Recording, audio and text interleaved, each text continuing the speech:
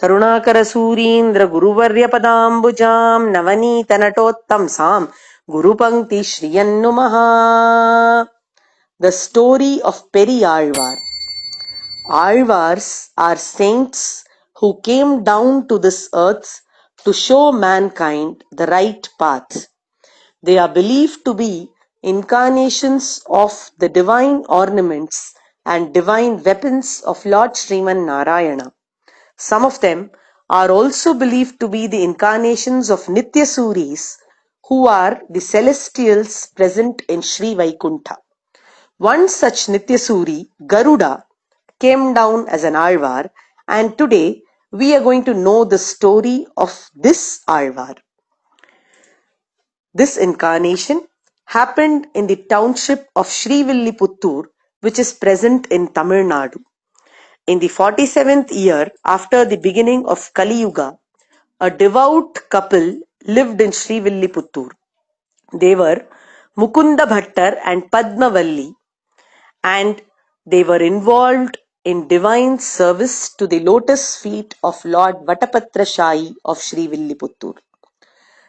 This pious couple was blessed with a male child in the month of Ani or Jeshta, when the star was Swati. They named this child as Vishnuchitta. Vishnuchitta means the one who always has Lord Vishnu residing in his thoughts. Very true to his name, this child grew up to be the one who always thought about the Lord. He was nurtured by his parents with the stories of Krishna being narrated over and again throughout his childhood. He was very keen on practicing what was prescribed by the scriptures right from his childhood. He also learned the Vedas from his father and realized that the purpose of his life was to serve the Lord. The means of service that Vishnuchitta chose was something very dear to the Lord. Vishnuchitta decided to perform Pushpa Kainkarya or flower service to the Lord. He created a beautiful garden or Nandavana where he planted a number of flowering plants. He would personally pluck flowers from his Nandavana every day, make them into beautiful garlands, and submit them to the Lord at the temple every day. He thought the purpose of his life was completely fulfilled by doing this service. But the Lord had greater plans for him.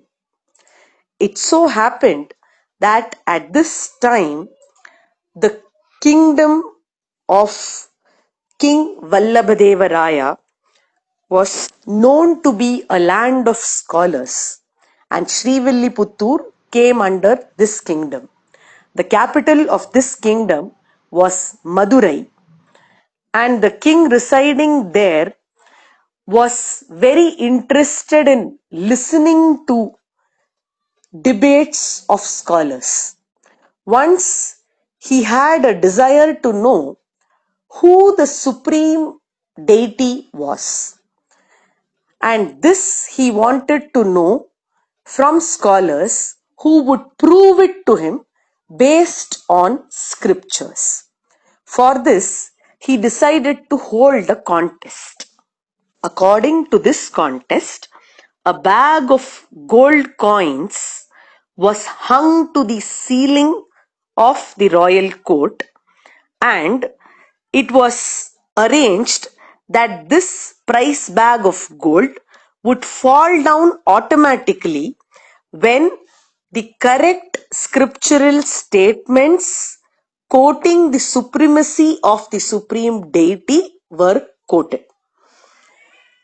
To participate in this contest, all the scholars of the land assembled in the capital city of Madurai.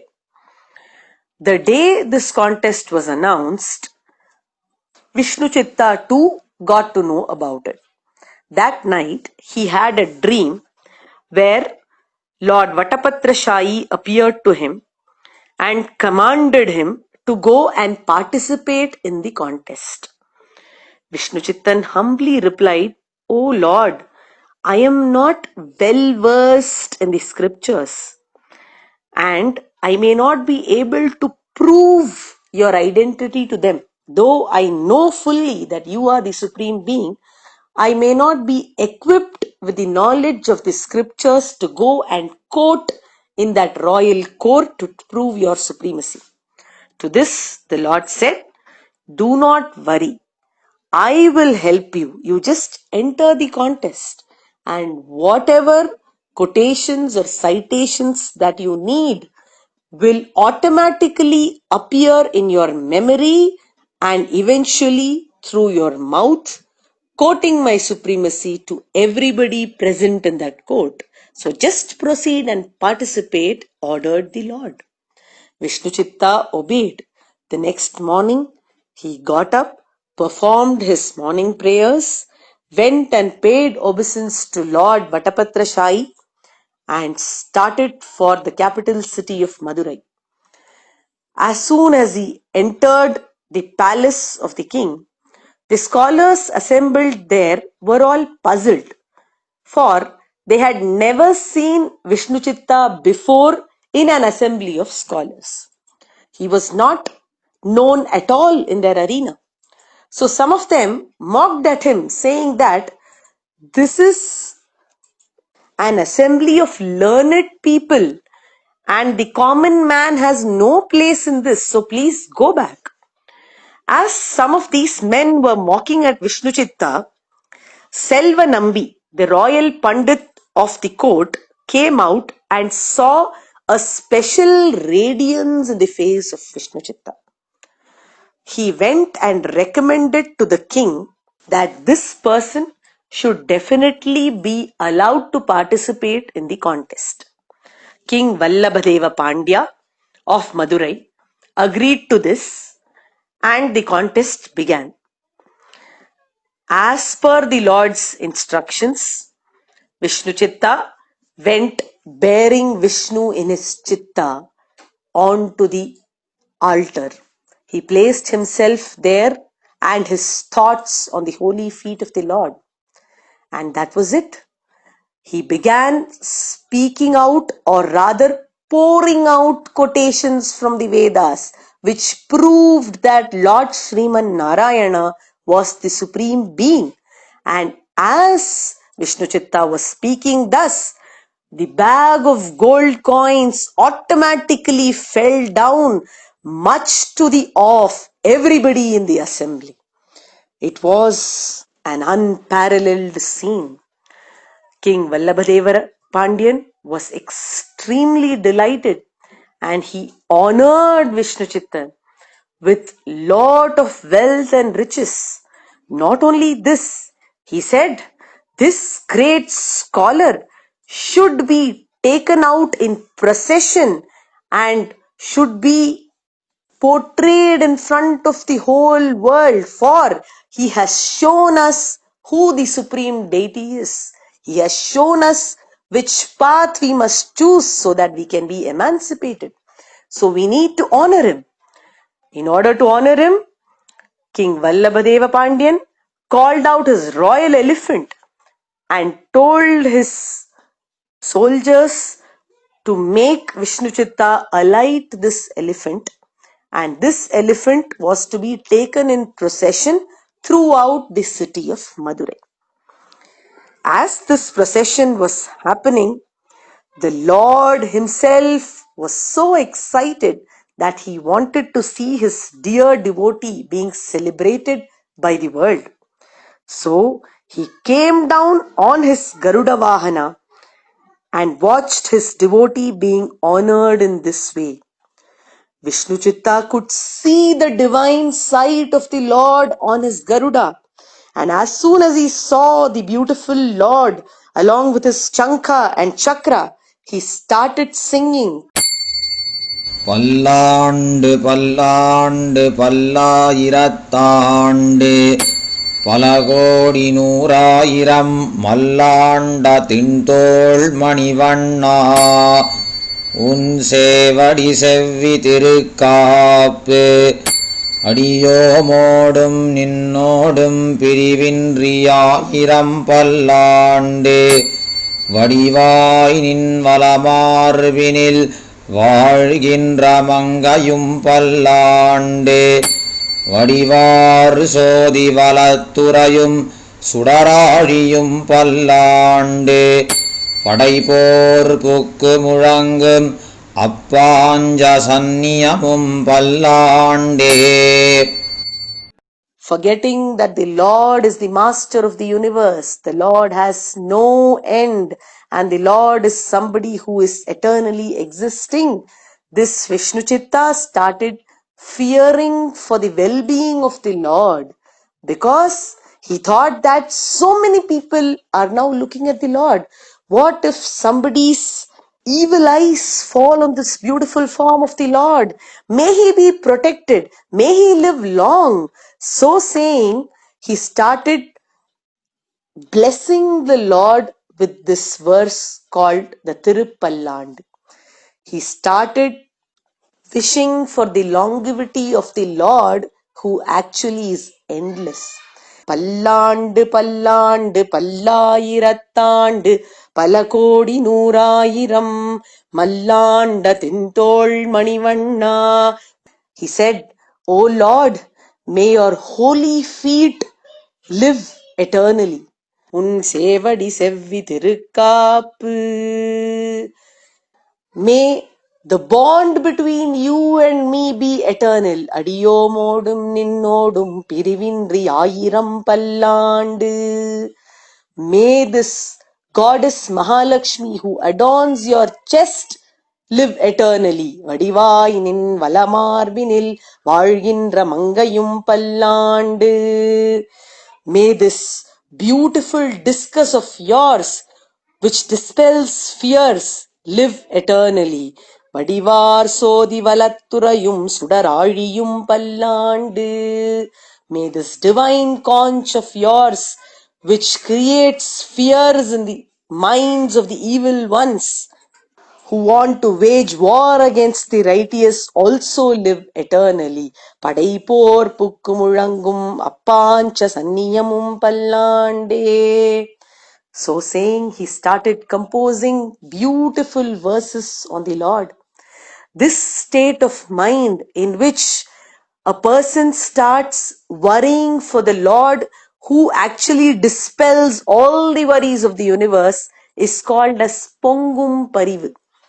This was extreme affection for the Lord, which made him feel like a mother of the Lord, so that he could bless him to stay protected. Because this Azhwar, this Vishnu Chitta, had this kind of Pongum Parivu or motherly affection for the Lord, he became even elder to the Lord, and so is called as Periyaazhwar, the big one, because he thought that he was big enough to bless the biggest and mightiest of all. Continuing his outpourings in the motherly feeling, this Periyaazhwar composed the Periyaazhwar Tirumozhi, which has beautiful verses in the bhavam of Mother Yashoda. Starting from the birth of Lord Krishna, each and every aspect of the childhood of child Krishna is enjoyed by Periyaazhwar in his pasurams of the Periyaazhwar Tirumozhi. The Periyaazhwar Tirumozhi comprises of 473 verses, and about 3/4 of this Prabandham, the Periyaazhwar Tirumozhi, is about Lord Krishna's pastimes as enjoyed by Mother Yashoda.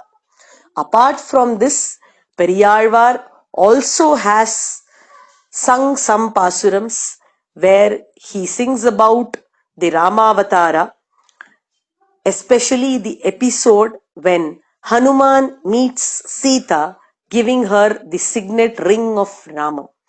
And here Alvar narrates peculiar incidents which have not even been recorded in the Valmiki Ramayana. In one of his verses, he says that Sita Devi is reminded by Hanuman of an episode where Sita Devi had tied the hands of Lord Rama with beautiful flower garlands. Such things were shown by the Lord especially to Periyaazhwar, and he has documented this for the purpose of divine experience by devotees who were to come later on. Also, many aspects of Vairagya or renunciation have been quoted in the Pasurams of the Periyazhwar Tirumozhi. The importance of chanting the names of the Lord is emphasized very beautifully by Periyazhwar.